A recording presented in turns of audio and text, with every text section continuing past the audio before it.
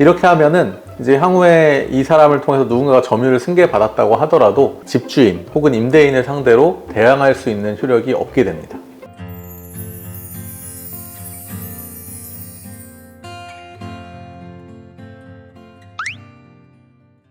안녕하세요.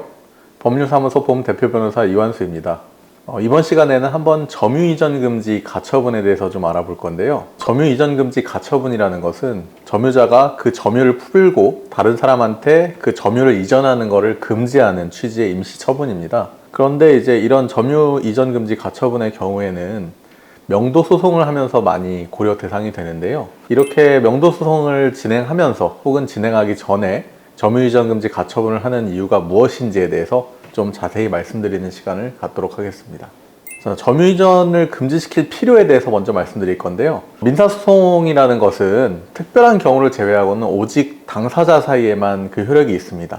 예를 들어서 제가 A라는 사람을 상대로 소송을 걸어서 어떤 판결이 났다면 그 소송의 결과는 저와 이 A라는 사람 사이에만 통하게 되는 거죠. 그래서 이 A의 가족, 예를 들면 뭐 배우자라던가 뭐 부모, 자식 이런 친인척들한테 소송의 효과가 결코 미치질 않습니다. 오직 그 사람한테만 미치게 되는 거죠. 그래서 이 권리가 만약에 다른 사람한테 이전되거나 승계되는 경우에는 승소하고도 제대로 행사하기가 어려운 경우가 많습니다. 보통 명도소송, 그러니까 부동산을 다시 비워달라, 나한테 반환해달라고 하는 소송을 할 때에는 임대인이 보통 세입자를 상대로 건물 반환을 청구하는 방식이 많은데, 간혹 세입자가 다른 사람한테 전대를 주고 떠나는 경우 같은 게 있으면 내가 이제 원래는 세입자한테 건물을 돌려달라고 청구를 해야 되는 건데 세입자가 지금 거기 살지 않는단 말이죠.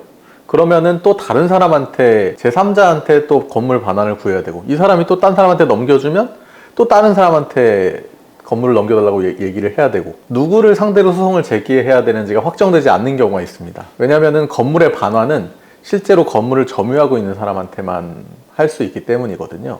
그래서 이 경우에 당사자를 바꾸는 문제가 발생할 수 있기 때문에, 특히나 이 당사자가 바뀌면서 여러 가지 문제가 생길 수가 있어요. 예를 들면은 나는 그냥 여기서 잠깐 살면 된다고 해서 살고 있다. 나는 여기에 이제 제대로 된 임차인은 아니다. 그냥 잠깐 들어와서 비어있는 사이에 살고 있다. 뭐 이런 식의 여러 가지 문제가 발생할 수가 있는데, 이러한 것들이 생기면 소송을 막상 마음 먹고도 정확하게 이거를 집행할 수 있을지 혹은 이 사람을 상대로 승소할 수 있을지가 불분명해지는 문제가 생깁니다.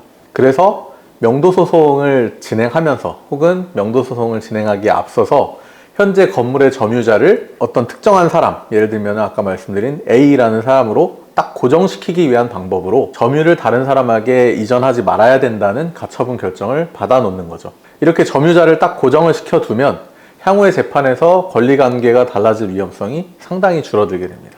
그러면 이제 이런 점유이전 금지 가처분의 신청과 집행에 대해서 간단하게 말씀을 드릴 건데요. 보통 가처분의 신청은 현재 법적 분쟁이 예정되어 있다는 점을 법원에 소명하는 방식으로 진행이 되고, 그 집행은 집행관이 해당 장소에 방문해서 점유자를 확인하고 그 가처분 결정의 요지를 설명한 다음에 적당한 방법으로 이를 공시하게 되는데, 공시 방법에는 뭐 제한은 없지만 대개는 이제 여기는 이제 점유이전 금지 가처분이 내려졌다는 형태의 공고나 안내문을 붙이는 방식으로도 알리게 되어 있습니다. 이렇게 하면은 이제 향후에 이 사람을 통해서 누군가가 점유를 승계받았다고 하더라도 이 사람이 내가 점유를 승계받은 사람이다라고 집주인 혹은 임대인을 상대로 대항할 수 있는 효력이 없게 됩니다.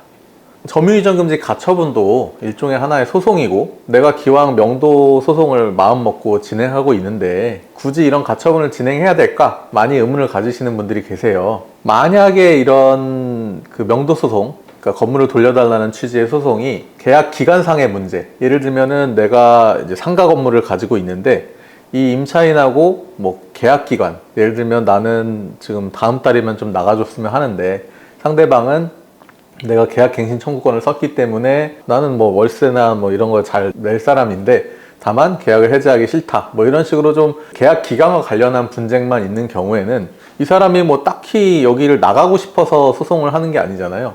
그래서 이러한 경우에는 점유이전금지 가처분을 굳이 진행할 필요가 없을 수도 있습니다. 그런데 만약에 지속적으로 이 임차인, 그러니까 세입자가 임대료를 내지 않고 또 보증금이 전부 다 이제 소모돼서 보증금을 돌려줄 가망이 없고 이 사람이 혹시나 보증을 받지 못하는 상황에서 어디로 사라질지 모르는 상황, 또는 이 사람이 다른 사람한테 이걸 넘기려고 지금 시도하는 과정에서 뭐 권리금 관련한 문제가 좀 있어서 이 사람이 언제든 다른 사람한테 넘기고 떠날 수도 있는 그런 위험성이 있는 경우에 내가 돌려받아야 할 사람이 누군지 명확하지 않고 또 이 사람은 언제든 다른 사람한테 건물을 넘겨주고 떠날 수도 있잖아요. 이러한 상황에서는 점유이전 금지 가처분의 필요성이 상당히 크다고 볼 수가 있습니다.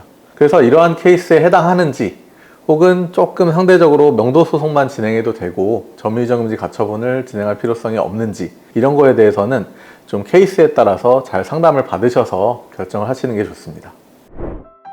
이렇게 이번 시간에는 명도 소송과 관련해서 점유이전 금지 가처분을 해야 되는지 그리고 어떠한 의미가 있는지에 대해서 설명드리는 시간을 가졌습니다. 저희 영상이 도움이 되셨다면 좋아요, 구독 부탁드려요. 감사합니다.